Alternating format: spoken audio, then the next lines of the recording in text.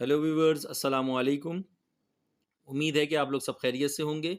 आज हम class matric की 18.2 उसका क्वेश्चन नंबर 4 करेंगे। If force varies directly as M cube, यानी कि मास एम क्यूब है आपके पास, when M is equals to 3 है, जबकि मास आपको 3 दिया गया है, and F is equals to 81 आपको दिया गया है। कॉमा लगा दिया, यानी कि नेक्स्ट स्टेप अब आपको दूसरा स्टेप भी मालूम करना है।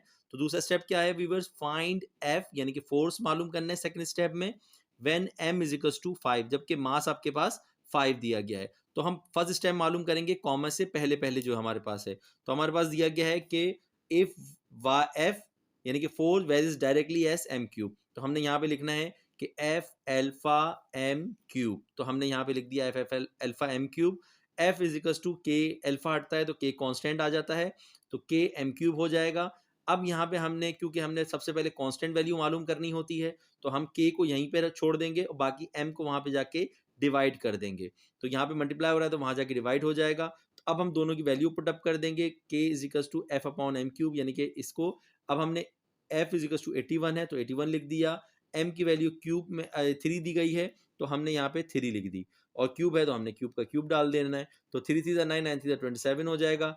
81 का 81 आ जाएगा, 27 3 81 होता है, तो के इज इक्वल्स टू हमारे पास 3 आ जाएगा। ठीक है व्यूवर्स।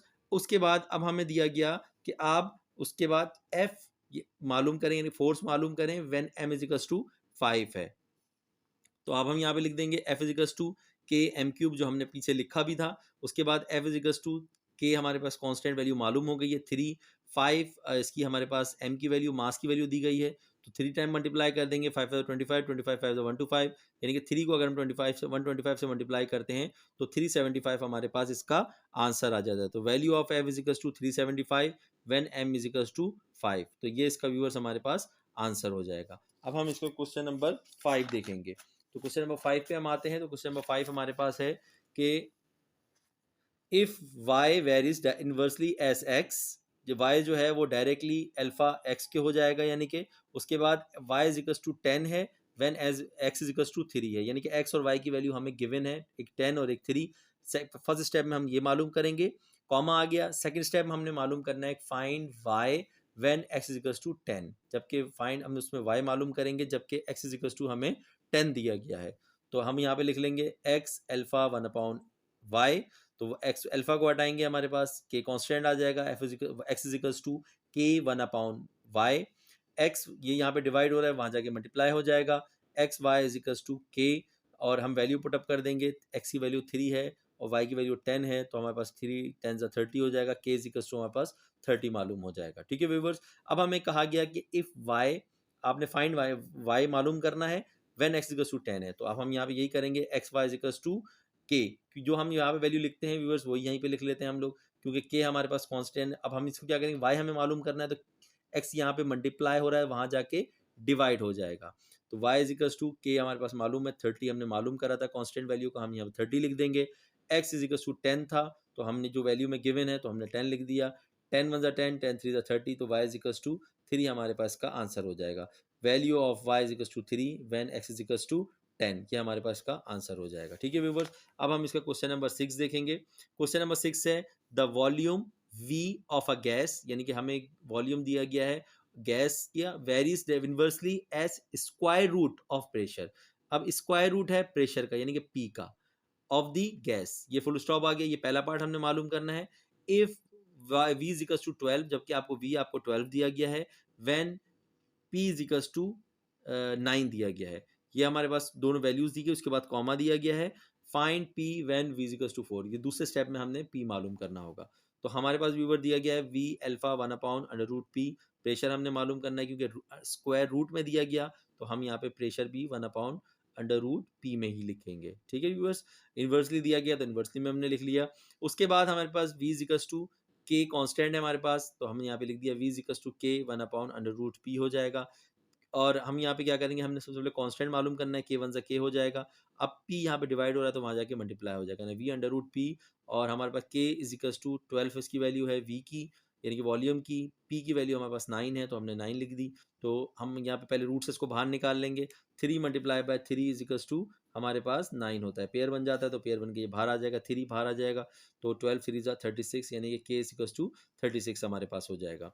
अब हमने क्या मालूम करना है सेकंड स्टेप में, फाइंड p, हमने प्रेशर मालूम करना है when v is equals to 4 दिया गया है। तो हम यहाँ पे व्यूअर्स आ जाएंगे, हमने v is equals to k 1/√p कर लेना है, जो हमने पीछे भी करा था, हमने इसी तरीके से बिल्कुल एज इट इज करना है। अब हम यहाँ पे, क्योंकि हमने यहाँ पे मालूम करना है p, तो हम यहाँ पे p डिवाइड है वहाँ जाके मल्टीप्लाई कर देंगे, और ये यहाँ पे सिंपल है तो यहाँ पे जाके डिवाइड हो जाएगा। ठीक है व्यूअर्स, तो √p यहाँ पे हो गया और ये वहाँ पे जाके डिवाइड हो गया। अब हम क्या करेंगे, √p is equals to k की वैल्यू 36 है तो 36 लिख दी, p की वैल्यू हमारे पास, v की वैल्यू हमारे पास 4 थी वॉल्यूम की, हमने 4 लिख दिया, 4 9 ज़ा 36 होता है, यानी कि 9 हमारे पास आंसर आ गया। अब इसका रूट खत्म करने के लिए हम स्क्वायरिंग बोथ साइड कर देंगे। जब स्क्वायरिंग बोथ साइड करेंगे तो रूट से रूट कैंसिल हो जाएगा और 9 9 ज़ा 81 हो जाएगा, p इज इक्वल्स टू 81, ये हमारे पास का आंसर आ जाएगा। Volume of p is equals to 81 when v is equals to 4। ठीक है व्यूवर्स, अब हम इसका क्वेश्चन नंबर 7 देखेंगे। क्वेश्चन नंबर 7 पे हम आते हैं।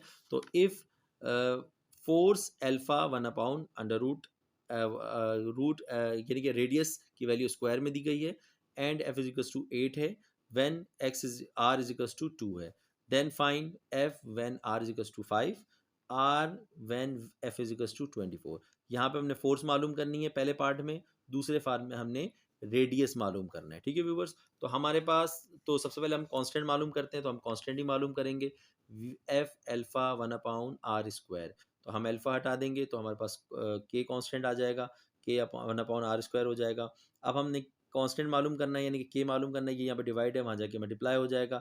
फिर हम दोनों की वैल्यूज पुट अप कर देंगे, के एफ की वैल्यू हमारे पास दी गई है 8 और आर की वैल्यू हमें दी गई है 2, तो 2 का हमने बस स्क्वायर लगा लिया, 2 2 ज़ा 4 हो जाएगा, 8 हो जाएगा, के इज इक्वल्स टू 8 4 ज़ा 32 हो जाएगा, यानी कि हमें कांस्टेंट वैल्यू मालूम हो गई। अब पहला पार्ट हम मालूम कर देंगे, फोर्स मालूम करना है, जबकि रेडियस हमारे पास 5 है, तो हम यहाँ पे कर देंगे v is equals to k 1/r²।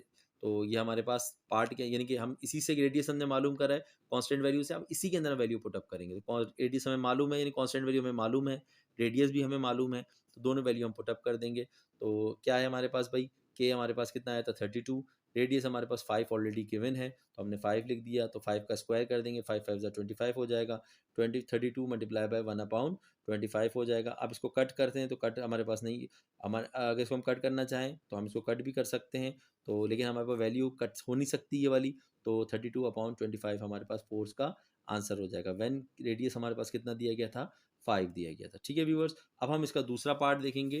दूसरे पार्ट में हमें मालूम करने के लिए कहा गया है कि R when F is equals to 24, यानी रेडियस मालूम करना है, जबकि एफ इज इक्वल्स टू 24 है। कांस्टेंट हम मालूम कर चुके हैं, कांस्टेंट हम वही रखेंगे 32।